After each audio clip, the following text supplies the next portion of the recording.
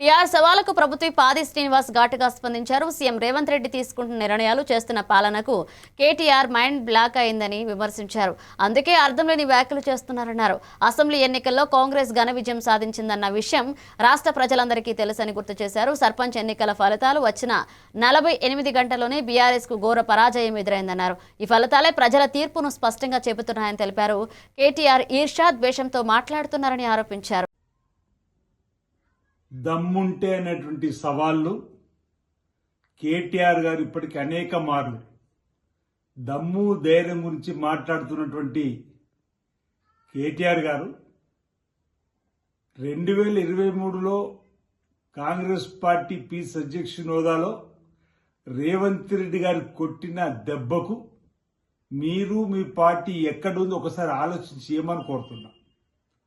ఆ దెబ్బకు mind block అయి మతి తప్పి ఫ్రస్ట్రేషన్లో ఏమేమి మాట్లాడుతున్నావు ఈ 2 సంవత్సరాల ప్రజలంతా కూడా గమనిస్తున్న వేళ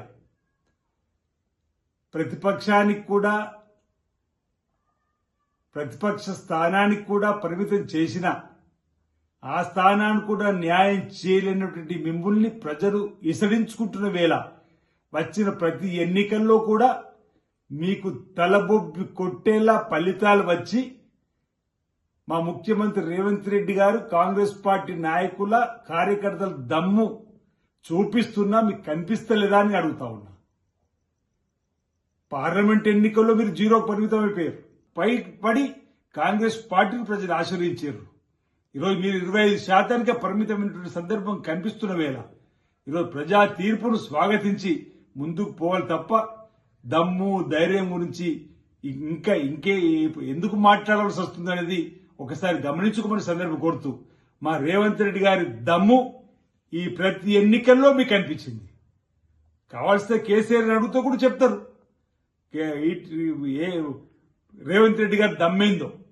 ఈరోజు ప్రజలు గమనిస్తున్న వేళ ప్రజా బాహుళ్యంలోకి కాంగ్రెస్ పార్టీ చొచ్చుకొని పోయింది. కాంగ్రెస్ పార్టీ ప్రజల ఆదరణతో ఏ ఎన్నిక వచ్చినా గెలవడం ఖాయం. వచ్చే అసెంబ్లీ ఎన్నికల్లో కూడా తిరిగి కాంగ్రెస్ పార్టీని ప్రజలు ఆదరిస్తారు. మీరు ప్రతిపక్షానికి కూడా పనికి రాకుండా పోయేటువంటి పరిస్థితి రాబో రోజుల్లో వస్తుందని చెప్పిన సందర్భంగా తెలియజేస్తా ఉన్నాను.